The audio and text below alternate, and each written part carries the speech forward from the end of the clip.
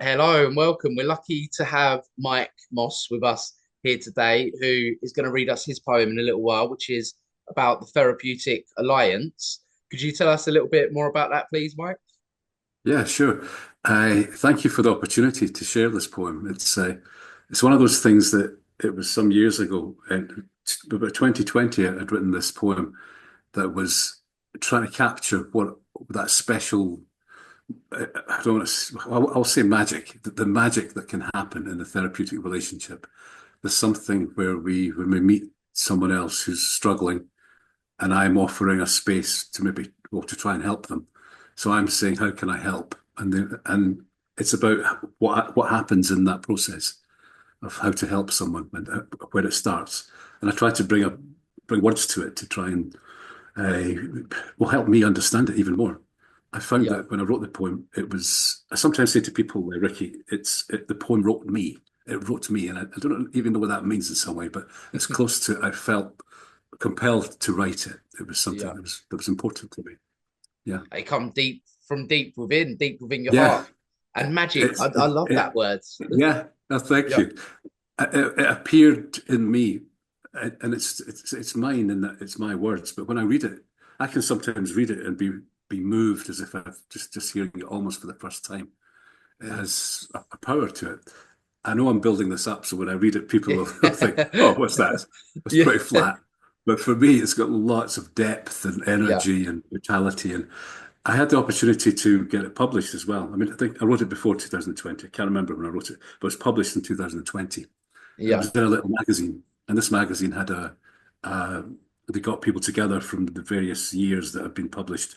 So I had the opportunity to read my poem in public for the very first time, and it was Wow. quite an event. I was a bit nervous. I'd had a few drinks, which was interesting.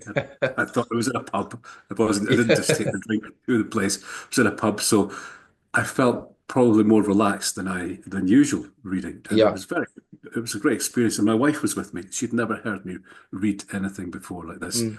and so she's the person in the audience that I really want to get my sort of Mm. the review from, like the one that counts. Yeah. And she was wonderful, Ricky. She said it was the best one I heard. And that was Wow. of many poems. And Mm. for me, that was like, oh, that lit me up even more. Yeah, it Mm. was wonderful to hear that.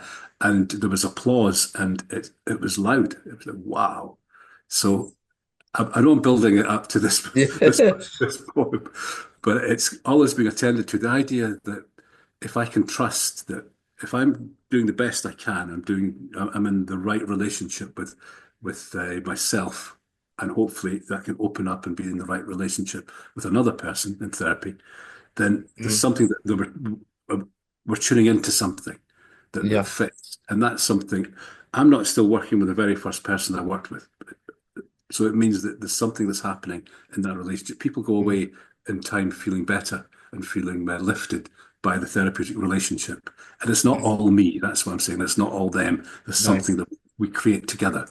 And when I said magic, there's another one, alchemy. It's the different Mm. components of what we bring to that place of growth and change and trusting that something can be different and better. Mm.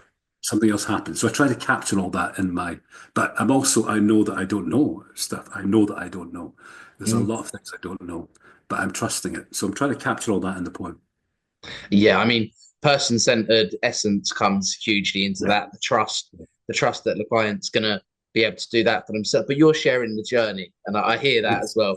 You're definitely. seeing that Yeah. weekly, fortnightly, whatever it is. That journey shared with you, and as I've experienced myself, you really do see changes, and it's a special thing to be part of. Yes. Yeah. And yeah, I mean, I'm really excited to hear your poem. If you're ready to share it with us, Mike. Yes, I am ready. I'll Yeah, just take a moment to, cool. yeah, just to sort of get right. All is being attended to. It starts by me wondering how I will be before I meet you. Will this driving force that connects us to the universal flow come back again? And can I find a way of being this time to help manage what the healing requires in us? The special energy we call on from our pain. Do I really believe today that all is being attended to? Am I connecting to what is happening in me and what may be happening in you and what is happening in the world at this time? Are we in celebration of what may be more than us?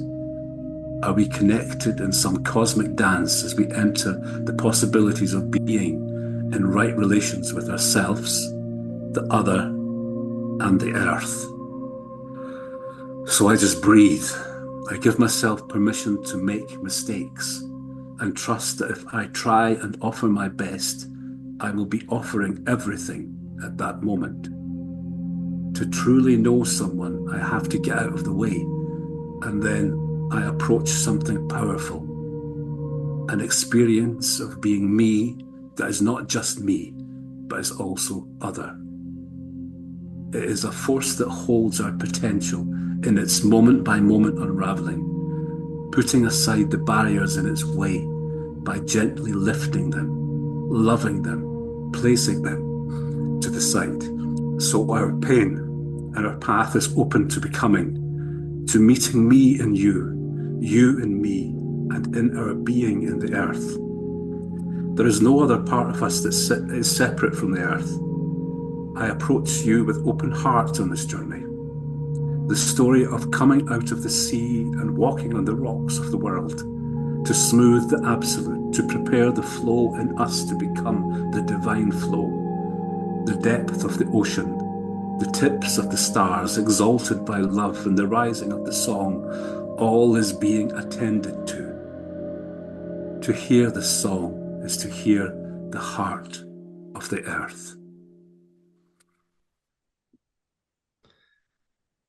Thank you, Wow. Mike. And Mm. I can hear, I can hear how much that poem means to you as well, and all the emotion that's in that. Um, Yeah. Quite a lot Thank was you. coming up for me in it. The complexities of working with someone and the need as a counselor Mm. to know yourself before you can help somebody else, and Yes. just thinking about lots of the person-centered skills like immediacy, challenging, and all of that. None of them really work in the congruence unless you can be honest about what's yours Yes. and what's the Yes. client's, and being Yeah. able to get to those the deep ocean and all the deep parts Yeah. into the client. It requires that relationship, and the relationship to be trusting and to be Yeah. able to go in those places. And trusting, it's trusting the relationship, and it's trusting something that Carl Rogers wrote about that he called the actualizing tendency. Hmm. That there's something in the growth of everything that grows that is alive has there's a force of going towards Mm, completeness in some way. yeah. There's a drive, and that we bring that to in our lives. That when we go to a therapist and we might feel broken, we might be struggling, but Mm, there's still something we're bringing that to what might be an opportunity to be healed, and yeah. that's the relationship. It's an opportunity for healing.